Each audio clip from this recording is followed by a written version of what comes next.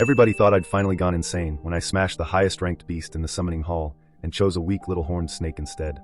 What they didn't know is I'd already lived this life once, and last time the beautiful choice ruined me from the inside while the people around me picked my future clean. In my world, everybody gets one chance to bond with a beast before the national entrance trials. That bond decides everything. Your status, your rank, your future, whether the big academies want you or toss you aside. In my first life, I was the top student in the school for 3 straight years. Teachers bragged about me. Recruiters watched me early. Everybody expected I'd awaken something legendary. And I did. When the array lit up, a silver dream fox stepped out of the light. It was gorgeous. White fur with silver along the spine, eyes like moonlight, movements smooth enough to make the entire room hold its breath. Spirit foxes were already rare. A silver dream fox was supposed to be once-in-a-generation lucky. They were known for beauty, illusion, charm, and intelligence. People said bonding one meant you were chosen by fate itself. The whole hall exploded. Teachers were crying. Students were staring. Even the principal looked like he'd seen heaven crack open right there on school grounds. So I bonded with it, and years later, that same beast hollowed me out. The fox didn't kill me quickly. That would have been mercy. It fed me power, prestige, admiration, and opportunities. Then it twisted all of it. It sharpened my paranoia, amplified my pride, distorted what I saw, and made me trust the wrong people while distrusting the right ones. By the time I understood that the fox's gift was built on manipulation and deceit, I was already too broken to fight back. Then the people around me finished the job. So when I opened my eyes and realized I was back in the summoning hall, standing in front of that same silver dream fox again, I didn't hesitate. I killed it. The room went dead silent. Then everybody lost their minds. One teacher started shouting before the body even hit the floor. Somebody in the back screamed like I'd just stabbed a baby. The principal looked like he might collapse. Half the students thought I'd finally snapped under pressure. And standing closest to me, with the ugliest mix of shock and greed on his face, was Logan Mercer. In my first life, Logan was one of the people who benefited most when I fell apart. He acted concerned at first, then helped spread the story that my bond was making me unstable. Once my reputation cracked, he stepped right into the gap and took everything he could from the wreckage. So when I saw him again years before all that happened, I already knew exactly what he was. That was when the second summon appeared. A tiny black snake with dull scales and 2 little horn nubs on its head. The whole academy started laughing. A snake. Not even some flashy storm serpent or elite battle viper. Just a strange, half-starved looking little thing curled in the ashes of the summoning circle, like it had shown up by mistake. I smiled and bonded with it on the spot. Logan was in my face before the contract mark even settled. "What the hell is wrong with you?" he snapped. "You destroyed a top-tier spirit beast for that?" His little shadow, Mason, rushed over right after him with that fake concern rich kids, where when they're already calculating how to profit off your mistake. "You need to give up your recommendation," Mason said. "You're obviously not fit to use it." That made me laugh. I'd earned that recommendation by ranking first for 3 straight years. And now these vultures thought they could swoop in the second I made a move they didn't understand. Logan actually pulled out a black payment card like he was already buying my future. 200 grand, he said. "Take it and transfer the spot." I took the card, slid it into my pocket, and smiled. "I'll keep the money," I said. "The recommendation stays with me." Then I walked out while both of them stood there looking like I'd slapped them in front of the whole school. The first time around, I didn't understand the value of humiliation. This time I did. Once I got alone, I finally checked my new bond. The snake wasn't weak. Not even close. Its status read as low tier because its bloodline was dormant and buried under multiple evolutionary locks. In my first life, I never got the chance to learn that because I was blinded by prestige. This time, the moment the contract settled, a hidden awakening response triggered inside my core. Bloodline recognition, abyssal horned serpent. Potential evolution path, flood dragon. I just stared at the system text for a full 10 seconds. The thing everyone laughed at wasn't some trash beast. It was a larval apex predator with a sealed bloodline. I looked down at the snake curled around my wrist. Its little eyes opened and locked on mine. I named him Ash. Then I took him to the environmental training room and fed him. That was when I learned how absurd he really was.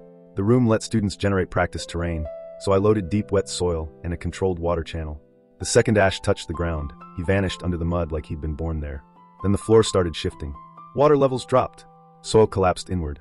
The room's energy reserves started draining so fast that warning lights flashed across the walls. In less than 5 minutes, Ash had tunneled through half the terrain, swallowed every nutrient cluster in the chamber, and doubled in size. The tiny horn nubs on his head sharpened. His scales darkened. The whole room felt colder. I had to stop him before the academy came running, and saw what I was really holding. That was when somebody started pounding on the training room door. Logan. He was shouting for me to come out. That told me everything I needed to know. He wasn't furious because I had wasted potential. He was furious because he knew I still had something worth stealing. The next day was the mock combat exam. In my first life, this was where everything started going wrong. Logan and Mason laid the groundwork for my fall here. Small sabotage at first. Little accidents. Traps designed to make me look unstable, reckless, unfit. This time, I knew exactly what they'd do. The exam arena was a simulated combat zone full of low-tier beasts, broken structures, and hidden traps. On paper it tested control, tactics, and beast coordination. In reality, it was a perfect place to kill somebody and call it bad luck. That was Logan's plan. Halfway through the exam, he and Mason cut the support power to one side of the arena and drove a pack of armored boars toward my position. Then they tried to box me into a flooded service tunnel where the beasts would pin me in the dark. Same setup as last time. Same smug confidence. Only this time, I sent Ash into the water first. The tunnel floor exploded upward. Water surged like a ruptured dam. The boars lost their footing and crashed into each other in the choke point. Ash shot through the flood like a black spear, scales flashing, horns cutting through the first beast's throat before the others even understood what hit them. Then he vanished again under the rising water and started dragging things under. Screams echoed through the tunnel. Logan slipped trying to retreat and got swept straight into the surge. Mason tried to climb the wall and got his legs snapped when a broken support beam gave way underneath him. And this time, I made sure the exam cameras saw everything. By the time faculty shut the simulation down, Logan was soaked, bleeding, and screaming that I'd sabotaged him. Mason was crying that it was all a misunderstanding. Both of them were dumb enough to forget the academy recorded every angle. Their trap, their tampering, their attempt to kill me. All of it was there. The principal watched the footage in silence. My homeroom teacher looked like she wanted to hit both of them herself. Mason broke first, like the coward he was. He confessed in under 10 minutes and started naming every dirty favor Logan had leaned on him for. Logan kept trying to act like it was beneath him until the footage hit the part where he admitted he'd take my recommendation one way or another. That was the end of him. He was expelled on the spot. Mason went with him. Their families tried to smooth it over. The school wouldn't budge. Once district investigators stepped in, it only got worse. Other accidents tied to Logan started getting reopened, and people who'd been too scared to talk before suddenly found their voices. And me? I kept my recommendation. More importantly, I kept Ash. The same people who laughed when I bonded with a little horned snake were suddenly looking at me like I'd pulled some ancient nightmare out of the deep. They weren't wrong. By the time the real academy trials came around, Ash had evolved far beyond anything the school thought I was carrying. He still looked like a serpent to most people, but his body was longer, heavier, armored with river-dark scales, and those little horns had grown into something much older and meaner. He wasn't a snake anymore. He was becoming something that remembered storms.